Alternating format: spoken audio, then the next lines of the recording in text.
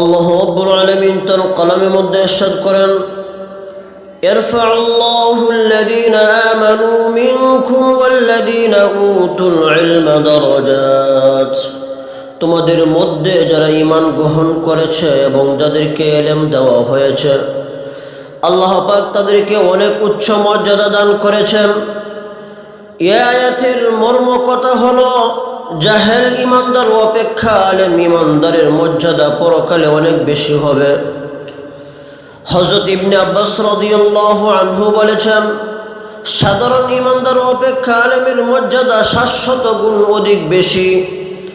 আল্লাহ রাব্বুল আলামিন অন্য এক আয়াতের মধ্যে ইরশাদ করেন, ওয়াতিলকাল আমসালু নাদরিবুহা লিন্নাস ওয়ামা ইয়াকিলুহা ইল্লাল আলিমুন।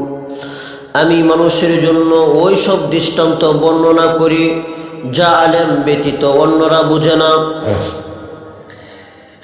ইমাম বগবী রাহমাতুল্লাহি আলাইহি হযরত জাবের রাদিয়াল্লাহু আনহু সূত্রে বর্ণনা করেন, রাসূল সাল্লাল্লাহু আলাইহি ওয়াসাল্লাম এই আয়াত পাঠ করে বলেছেন, আলেম হলো সে ব্যক্তি যে আল্লাহ পাকের কালাম নিয়ে চিন্তা ফিকির করে এবং আল্লাহ পাকের সন্তুষ্টি কর্মগুলো যথাযথ পালন করে আর অসন্তুষ্টির কর্মগুলি যথাযথ বর্জন করে। এ হাদিস দ্বারা প্রতীয়মান হয়, কোরআনের ইলম অর্জন করলেই তাকে আলেম বলা যাবে না, বরং তাকে আলেম বলা হবে যিনি কোরআনের ইলম অর্জন করার সাথে সাথে কোরআন মোতাবেক আমল করেন।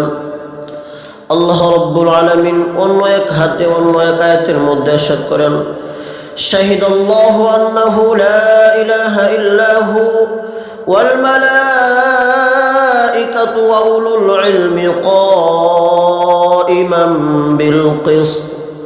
আল্লাহ পাক ফেরেশতাগণ ও আলেমগণ সাক্ষ্য দিয়েছেন, আল্লাহ পাক ব্যতীত আর কোনো উপাস্য নেই। আল্লাহ পাক হলেন তিনি যিনি সুশৃঙ্খলভাবে সব কিছু স্থির রেখেছেন। এই আয়াতে আল্লাহ পাক আলেমগণকে একত্ববাদের বিষয়ে আল্লাহ পাক ও ফেরেশতাগণের সঙ্গে একমত বলে আলেমগণের মর্যাদা যে কত উঁচু তার প্রতি ইঙ্গিত করিয়াছেন।